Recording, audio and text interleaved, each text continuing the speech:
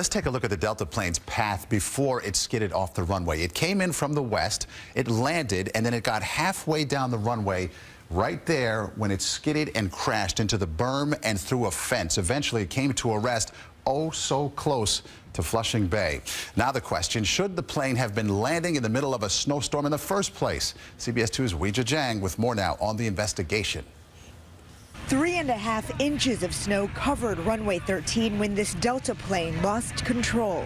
We were at level 5 staffing, full staffing today, and it was snow condition 5. Still, the Federal Aviation Administration kept the runway open based on information from Port Authority in charge of maintaining it. This particular runway had been plowed shortly before the incident, and pilots on other planes reported good braking action. Aviation experts say runway 13 is not used often, and LaGuardia is difficult for landings. Its close proximity to other airports means pilots have to make a series of tight turns to line up with its runways. What went wrong this time is unclear. There was a slight tailwind, a slight crosswind, but nothing out of limitations or anything that aircraft should have been able to handle. Al Yerman, a former NTSB investigator, is also puzzled, but he has a theory. They plowed the runway, but they didn't condition the runway with the anti-ice equipment, so as the temperature drops and the snow falls, maybe icing conditions started forming on the runway. One built-in precaution, FAA safety zones at each end of the 7,000-foot runway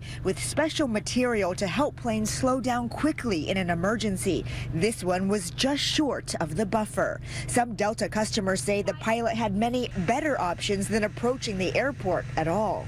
Turning around and going and landing somewhere else. Even though there are safety measures and long discussions about whether to keep runways open, ultimately it is up to the pilot. What the one in this case says will be a big part of the investigation. Reporting from LaGuardia, Weijia Jiang, CBS 2 News.